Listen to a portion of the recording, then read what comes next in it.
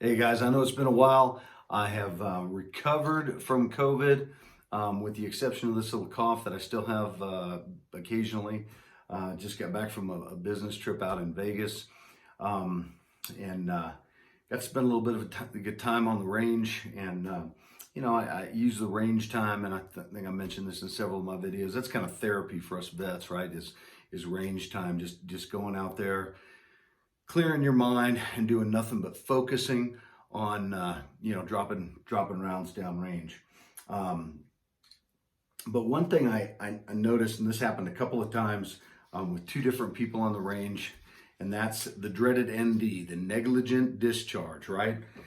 Negligent discharge. I saw this happen several times while I was out on the range. At one time, there was a gentleman out there who was drawing his weapon from his holster, and as soon as he cleared the holster, his finger dropped onto the trigger. As he was turning, he fired his weapon, put a round in the dirt. That scared the shit out of him, as it should. Another one that I saw was a guy who, and guys, the YouTube, I mean, the internet is filled with these videos, right? Here's my Glock. It's cleared. No magazine in there, right? It's a cleared weapon. Another guy was going to do a magazine exchange. So, he had his weapon, it locked back.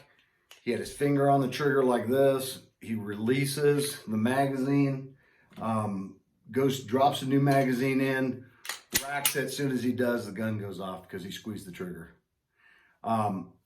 It's very, very common for people who are not familiar with firearms.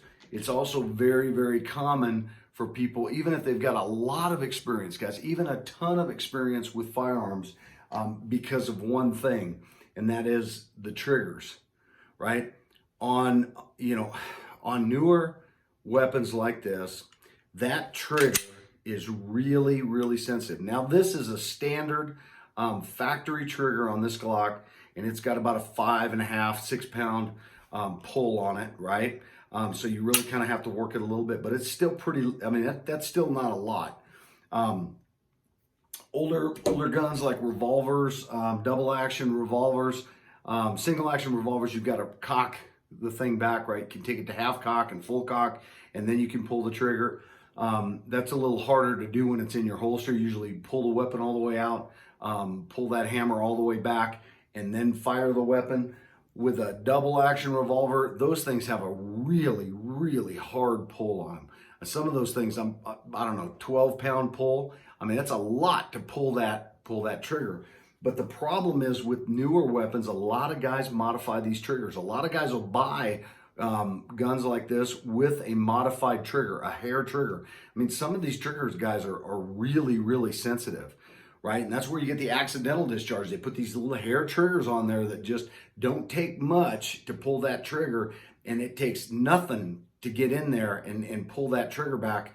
When you've got your hand on that trigger, guys, anytime your finger is on that trigger, you better be pointing it at something you're ready to destroy, right? Whether it's something you plan or intend on shooting.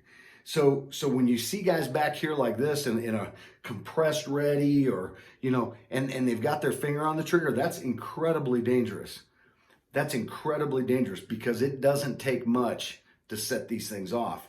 So one of the things that I do and things that I like to work on is a really, really simple drill, right? When I was a kid, we all did the finger gun, right? Right? We shot our friends with a finger gun.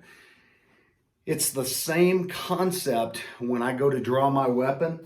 I'm going to put my hand really high up on that beaver tail, okay?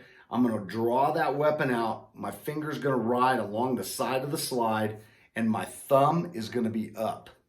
My thumb is going to be up, okay? So it's no different than this, okay? I'm gripping the weapon. That weapon ain't going anywhere. I've got a firm grip on it with these 3 fingers, right? And I've got my thumb up. The only time, and I'll turn this way, the only time my thumb drops, because I don't draw the weapon and keep my thumb down, because if I go to put my support hand on it, it's gonna hit my thumb. It's gonna be on the top. And that's where you see guys shooting like this, right? They shoot with their thumbs crossed over the top.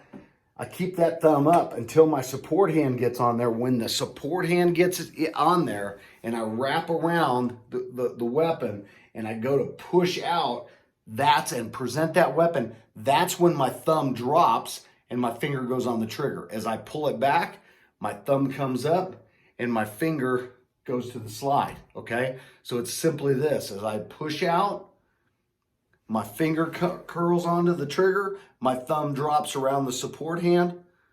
As I pull back, my fingers come out, my thumb goes up. Okay, so it's really simple. Really simple. You're pushing toward it, you're collapsing that hand on that weapon, you pull back, the finger comes off the trigger, the thumb goes up. And I do that religiously because I want that support hand, right? I want that support hand to clear that, to fill in this gap, right? I want that to fill in the gap. And then I'll put my finger down over the top of it, or my thumb down over the top, and push out. When I push out, that's when my finger goes to the trigger. When I come back, thumb goes up, support hand comes off, finger comes off the trigger. It's just a little drill that I do. I never, ever, ever want to be caught holding that gun like this, doing any other activity, right? You got your little circle of, your work circle right here, right? If I'm manipulating this gun in any way, I want that finger to be off the trigger. Because I sure as shit don't want it to go off here. I don't want it to go off when, if I'm pointing the thing anywhere or I'm going to reholster, I don't want my finger on the trigger, and that's when you're going to get that negligent discharge.